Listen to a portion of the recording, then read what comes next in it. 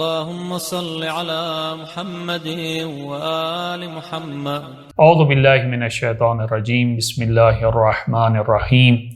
وصلی اللہ علی محمد وآل بیتہ الطیبین الطاہرین المعصومین. اللہم صل علی محمد وآل محمد.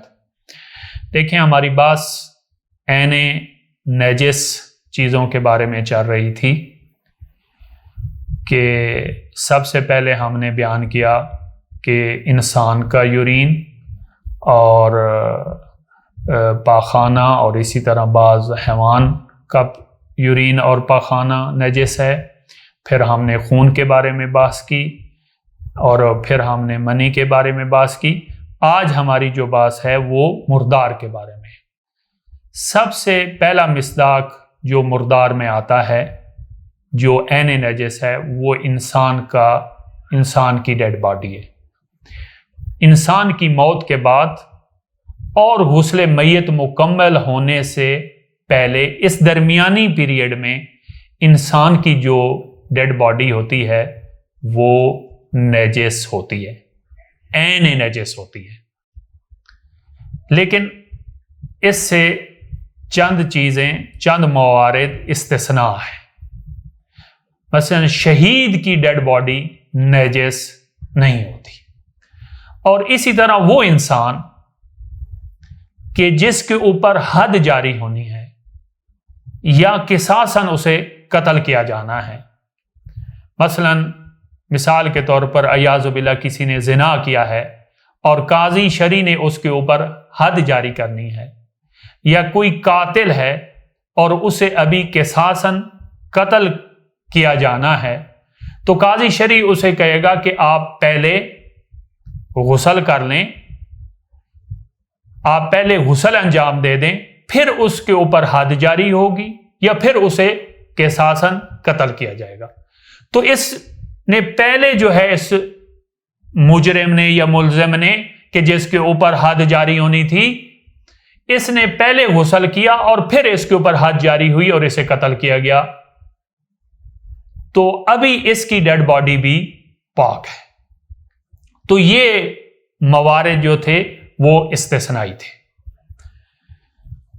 اس کے علاوہ ہر وہ حیوان کہ جو خون جہندہ رکھتا ہے، چاہے وہ حلال گوشت ہے یا حرام گوشت ہے، اسے شرعی طریقے سے ذبح نہیں کیا گیا، اس کی جو باڈی ہے اس حیوان کی وہ بھی نجس ہے، یعنی عین نجس ہے. اس کے علاوہ اگر کوئی حیوان یا انسان کی ڈیڈ باڈی سے کچھ حصے جدا کیے جائیں تو وہ بھی نجس ہوتے ہیں. اور اسی طرح وہ حیوان کہ جو مردار تھا، یعنی جس کو شرعی طریقے سے ذبح نہیں کیا گیا، اس کے اگر حصے جدا بھی کیے جائیں تو جو حصہ جدا کیا جائے گا وہ بھی نجس ہوگا. اسی طرح اگر کوئی زندہ انسان ہے، فرض کریں کسی کو اللہ تعالیٰ سب کو محفوظ رکھے بیماریوں سے، کسی کو کینسر ہوئی ہے اور اس کا بازو یا پاؤں کاٹ دیا گیا ہے، تو یہ پاؤں یا بازو جو کاٹا گیا ہے زندہ انسان سے یہ بھی نجس ہوگا. تو یہ ہیں مردار کی تفصیل. اس کے بعد جو چیز نجس ہے وہ ہے شراب. شراب کے کیا میننگ ہیں؟ یہ وہ نشہ آور مائع ہے جو انگور کے رس سے بنایا جاتا ہے، یہ عین نجس ہے. اس کے علاوہ کچھ چیزیں نشہ آور ہیں، مثلا جامد ہیں یا مائع ہیں. مثلا بھنگ ہے، چرس ہے، اس کو ہاتھ لگانے سے نجس نہیں ہوگا ہاتھ. ہاں البتہ پینا جو ہے وہ حرام ہے، وہ کھانے پینے کے احکام میں انشاءاللہ ہم بیان کریں گے. اس کے بعد ایک اصطلاح استعمال ہوتی ہے فقہ میں، फुक्का, जो जौ से बनाई जाती है, इसको आजकल के दौर में बीरा कहा जाता है, यह भी एहतियात वाजिब की बिना पे नजिस है और इसका पीना भी हराम है। बल्कि अलैहिस्सलाम फरमाते हैं, अल फुक्का खमरुन इस्तस्खरहुन नास, कि ये फुक्का कि जो जौ से तैयार की जाती है ये शराब है और इसका पीना हराम है और लोगों ने इसे हल्का लिया हुआ है। इसके बाद एक और नुक्ते की तरफ आपकी तवज्जो मबजूल करवाता जाऊं। देखें, बाज दफा डॉक्टर हजरात एक जौ का पानी इलाज के लिए लिख कर देते हैं कि जिसमें नशा नहीं होता, ये पाक है और इसका पीना हलाल है। लिहाजा बीरा में और फुक्का ये अलहदा चीज है और जो डॉक्टर लिख कर देते हैं जौ का पानी, वो अलहदा चीज है। इन दोनों के दरमियान फर्क करने की जरूरत है। तो ये शराब जो है ये नजस है। इसके बाद जो है वो गैर किताबी काफिर नजस है। देखें, समझने के लिए हम काफिर को दो हिस्सों में तकसीम करते हैं। एक वो काफिर है जो किताबी काफिर है और एक वो काफिर है जो गैर किताबी काफिर है। जो किताबी काफिर है, मसलन यहूदी है, ईसाई है, क्रिश्चियन है, माजूसी है, ये किताबी काफिर है, ये पाक है। अगरचे बाद फुकहा कहते हैं कि एहतियातन इनसे इज्तिनाब करनी चाहिए। अल-मर्जिल आला आयतुल्लाह उज़्मा आका सिस्तानी हाफिज़ुल्लाह फरमाते हैं कि जो किताबी काफिर है, जैसे यहूदी है, ईसाई है, मजूसी है, ये पाक है। बाज़ फुकहा कहते हैं कि इनसे इज्तिनाब किया जाए। यहां से हमारा एक और मसला भी हल हो गया। जो किताबी काफिर है, जैसे क्रिश्चियन हैं, मसीह हैं, ये हमारे ऑफिस में या घर में अगर काम करें तो इनका क्या हुक्म है? हमने जिक्र किया कि ये पाक है। लिहाजा निजासत तहरत के हवाले से आपके जहन में कोई खलश बाकी नहीं रहनी चाहिए और इनसे खिदमात लेना जायज है और इनको जो आप सैलरी देंगे वो सैलरी के मुस्तहिक होंगे। हां, एक और बात का ख्याल रखना जरूरी है कि इनकी वजह से, इनके वजूद की वजह से आपके घर में आपके बच्चों के ऊपर कोई दीनी या इखलाकी तरबियत के हवाले से कोई मनफी असरात मुतरत्तिब ना हो, वरना ये खुद पाक हैं और इनसे खिदमात लेने में कोई हर्ज नहीं है। कोई निजासत तहारत का मसला आपके घर में नहीं बनेगा। जो दूसरी किस्म है, जो गैर किताबी काफिर हैं, इसके बारे में आयतुल्लाह उज़्मा अल-मर्जिल आला आका सिस्तानी हाफिज़ुल्लाह फरमाते हैं कि ये एहतियात वाजिब की बिना पे नजिस है। गैर किताबी काफिर के चंद मसादीक मैं आपके सामने जिक्र करता हूं। पहला शख्स तो वो है कि जो किसी दीन को नहीं मानता, किसी मजहब को नहीं मानता, जिसे हम मुल्हिद कहते हैं, ये एहतियात वाजिब की बिना पे नजिस है। दूसरा, जो किसी मजहब को मानता है, मसलन बुत परस्त है, सूरज परस्त है, ये भी एहतियात वाजिब की बिना पे नजिस है। तीसरा, वो शख्स कि जो अपने आप को इस्लाम की तरफ निस्बत तो देता है लेकिन एक ऐसी चीज का इनकार करता है कि जिसके इनकार की वजह से सैयद और रसूल की रिसालत का इनकार लाज़िम आता है। मसलन वो कहता है कि वही नाज़िल नहीं हुई। अगर वही नाज़िल नहीं हुई तो इसका मतलब यह है कि कोई नबी को मबूस व रिसालत नहीं किया गया, तो ये जाहिरन तो निस्बत देता है इस्लाम की तरफ, लेकिन ऐसी चीज का इनकार करता है कि जिसके इनकार की वजह से सैयद और रसूल की रिसालत का इनकार लाज़िम आता है। تو یہ شخص بھی احتیاط واجب کی بنا پہ نجس ہے۔ جو چوتھا مصداق ہے، ایک شخص ضروریات دین کا انکار کرتا ہے، فرض کریں کہ وہ کہتا ہے کہ نماز واجب نہیں ہے، روزہ واجب نہیں ہے، یہ شخص بھی احتیاط واجب کی بنا پہ نجس ہے۔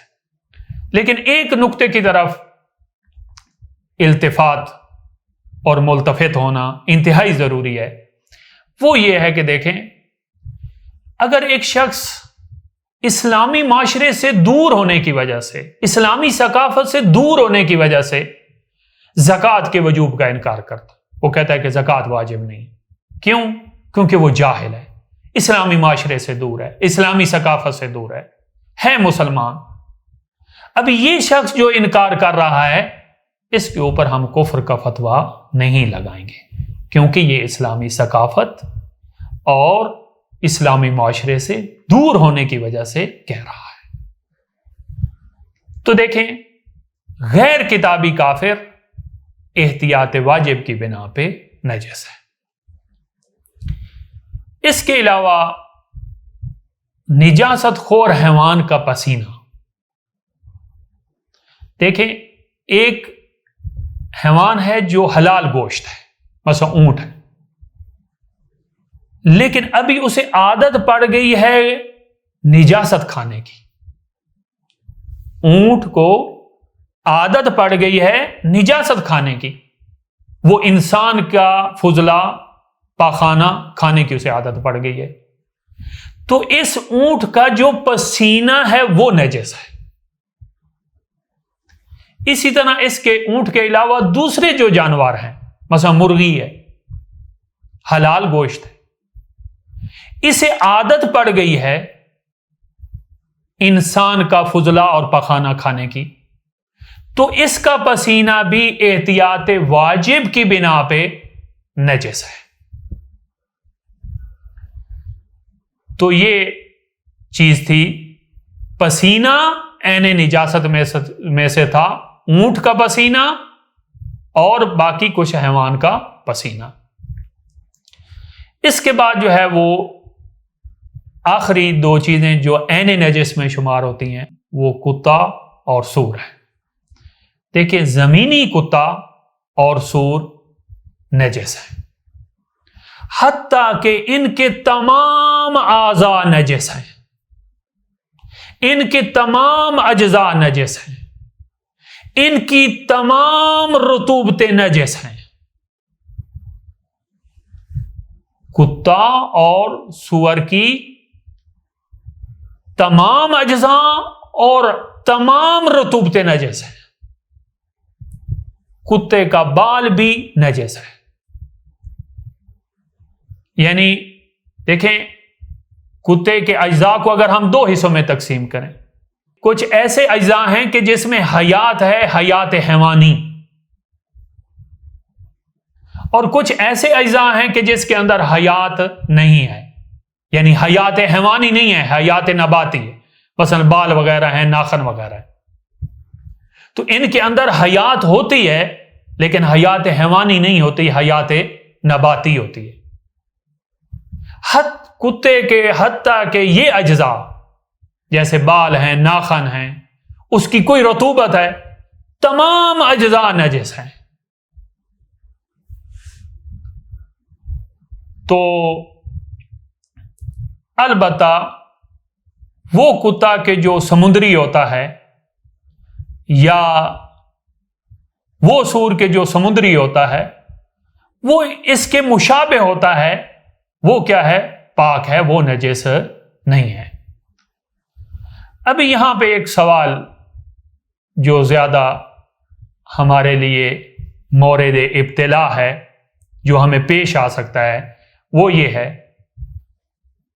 کہ لوگ کہتے ہیں کہ آغا صاحب، ابھی مارکیٹ میں ایک ایسا ٹوتھ برش آ چکا ہے کہ جو خنزیر، سور کے بالوں سے بنا ہوا ہے، تو اس کے بارے میں کیا حکم ہے؟ اس کے خرید و فروخت کے بارے میں کیا حکم ہے؟ کیا اس کی خرید و فروخت جائز ہے یا جائز نہیں ہے؟